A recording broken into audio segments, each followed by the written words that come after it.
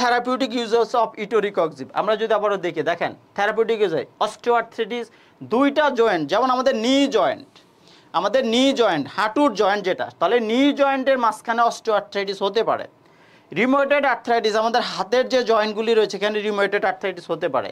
Ankylosing spondylitis, আমাদের spinal কলামে, spinal কলামে দুই জয়েন্টের মাঝখানে ওকে অ্যাঙ্কাইলোজিং স্পন্ডিলাইটিস হবে। এবং chronic low back pain, lumbar পেইনও হইতে পারে। ক্রনিক লো ব্যাক, এই যে অ্যাঙ্কাইলোজিং স্পন্ডিলাইটিসের কারণে লাম্বার পেইনও কিন্তু হইতে পারে।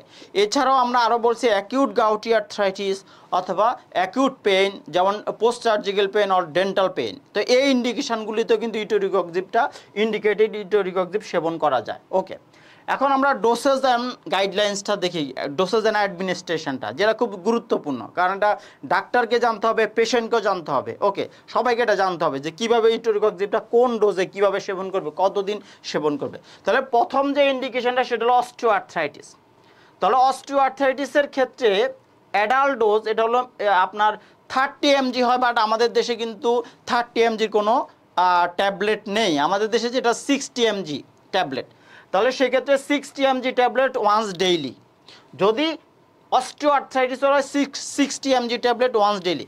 আমাদের দেশে তিনটা ফর্মে etoricoxib, 60 mg tablet, 90 mg tablet, 120 mg tablet. Okay, তিনটা ফর্মে ইটোরিকক্সিবটা পাওয়া যায়, 60 mg, 90 mg এবং আপনার এবং হলো যে 120 mg এই ট্যাবলেট হিসেবে পাওয়া যায়। ঠিক আছে, ওকে। তাহলে দেখেন আমরা এখানে দেখলাম যে 60 mg ওয়ান্স ডেইলি এবং এটা লোয়েস্ট ইফেক্টিভ ডোজ অ্যাডভাইসড অস্টিওআর্থ্রাইটিসের ক্ষেত্রে, মানে কম ডোজ দিয়ে ট্রিটমেন্টটা শুরু করতে হয়। ওকে, তাহলে হলো 60 mg ওয়ান্স ডেইলি, এই 60 mg ট্যাবলেট দিনে একবার করে আর ট্রিটমেন্টটা শুরু হবে অস্টিওআর্থ্রাইটিসে। রিউমেটয়েড আর্থ্রাইটিস, অ্যাঙ্কাইলোজিং স্পন্ডিলাইটিস, এক্ষেত্রে 90 mg once daily, 90 milligram tablet once daily standard maintenance dose. এই ডোজটা দিয়ে 90 mg ওয়ান্স ডেইলি দিয়ে কিন্তু ট্রিটমেন্টটা চলমান থাকবে। ওকে, ট্রিটমেন্টটা কিন্তু চলতে থাকবে অ্যাঙ্কাইলোজিং স্পন্ডিলাইটিস এবং রিউমেটয়েড আর্থ্রাইটিসের ক্ষেত্রে। অ্যাকিউট গাউটি আর্থ্রাইটিস, এই ক্ষেত্রে 120 মিলিগ্রাম ট্যাবলেট ওয়ান্স ডেইলি, ওডি মানে ওয়ান্স ডেইলি। তাহলে শর্ট টার্ম ট্রিটমেন্ট হবে এবং এটা হাই ডোজ, তাহলে 120 মিলিগ্রাম হলো হাই ডোজ, ট্রিটমেন্টটা হবে শর্ট টার্ম 5 to 7 days এরকম।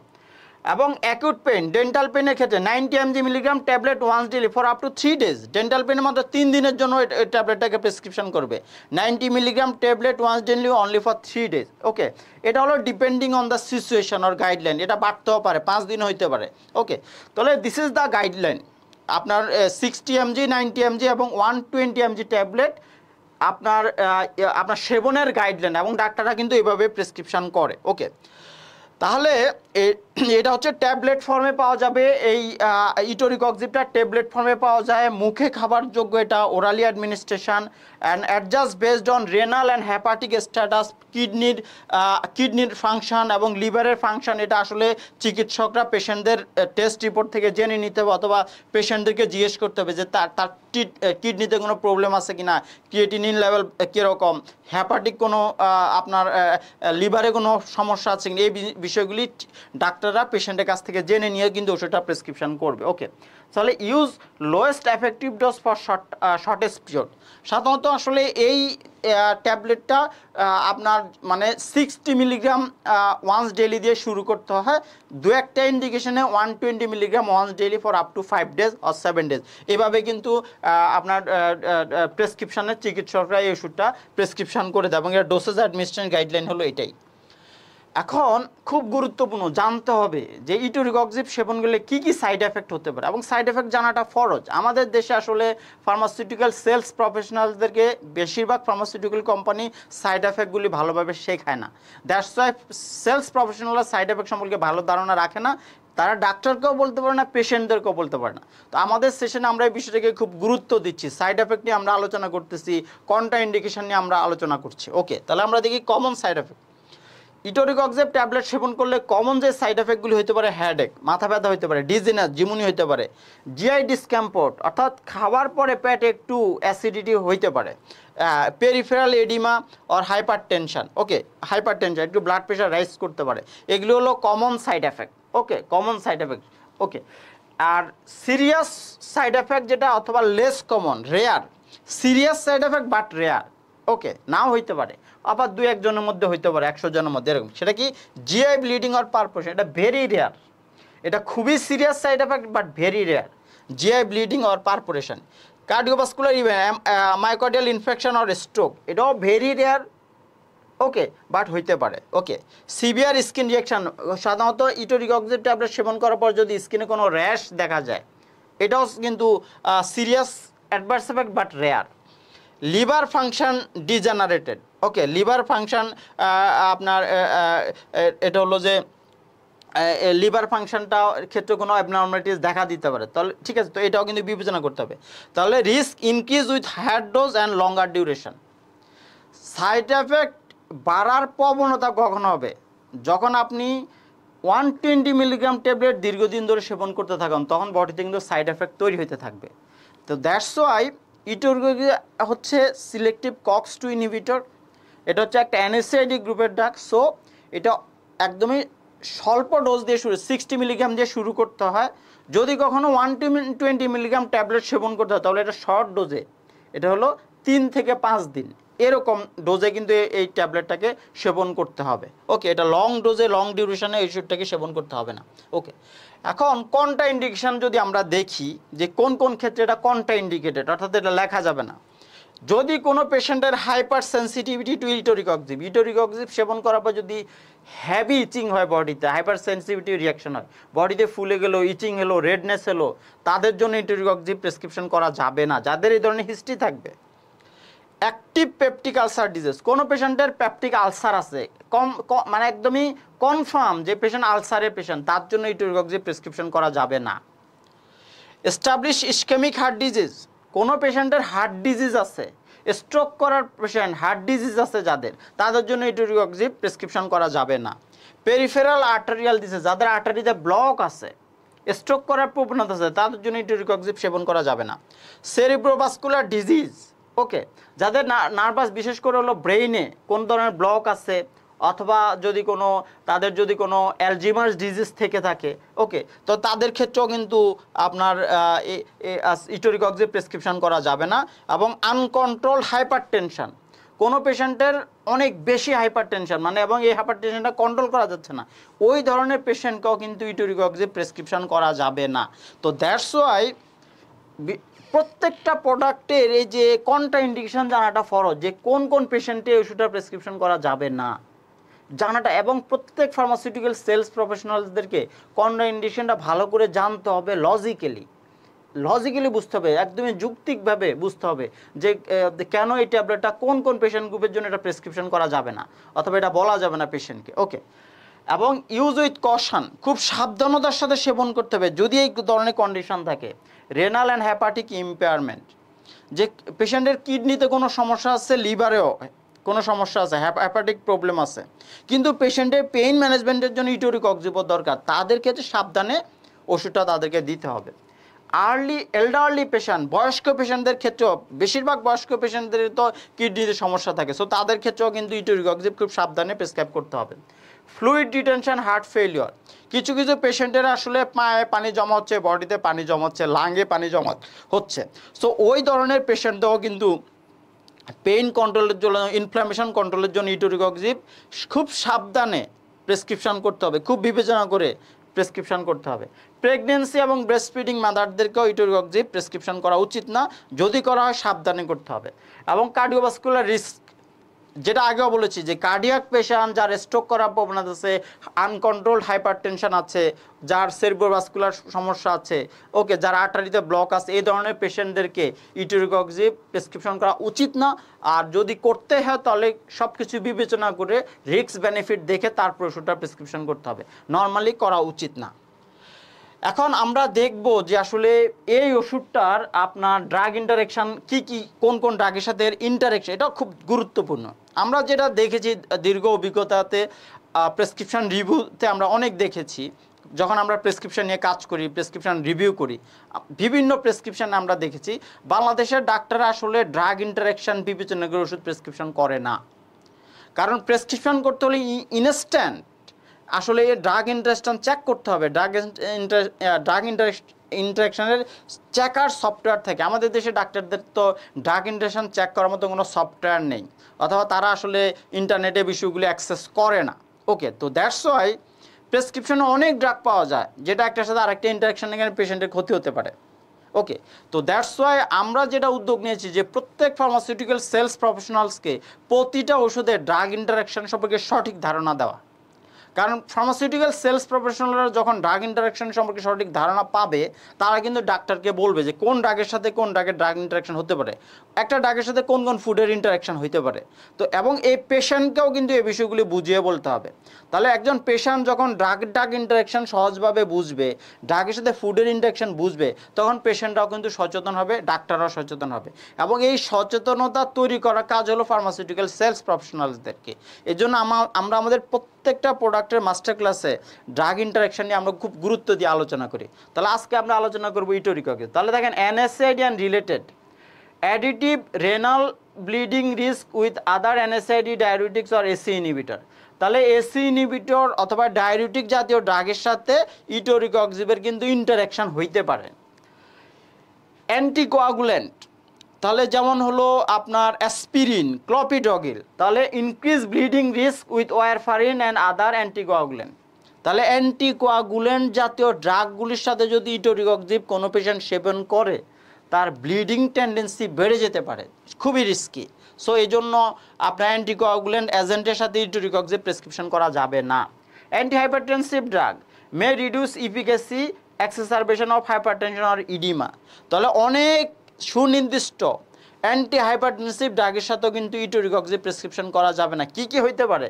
হাইপারটেনশন রেজ করতে পারে, প্রেশার বাড়তে পারে, বডিতে ফ্লুইড কনজামশন হতে পারে, ফ্লুইড ডিটেনশন বাড়তে পারে, বডিতে পানির পরিমাণটা বাড়তে পারে, ঠিক আছে, এডিমা ফর্মেশন করতে পারে।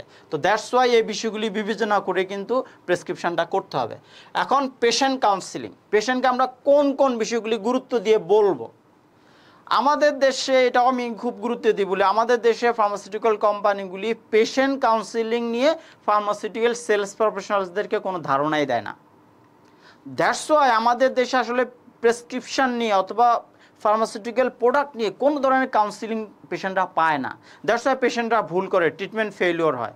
তাহলে ইটোরিকক্সিবের পেশেন্ট কাউন্সিলিং নিয়ে আমরা আলোচনা করবো, এবং আমাদের প্রত্যেকটা মাস্টার ক্লাসে আমরা পেশেন্ট কাউন্সিলিং নিয়ে কথাবার্তা বলি। ওকে, তাহলে দেখেন ফার্স্ট পেশেন্টকে বলতে হবে ডোজিং ইন্টারেকশন। পেশেন্টকে ইটোরিকক্সিবের ডোজ সম্পর্কে একটা সঠিক ধারণা দিতে হবে। তাহলে সেটা কি দেখেন, take once daily with or without food.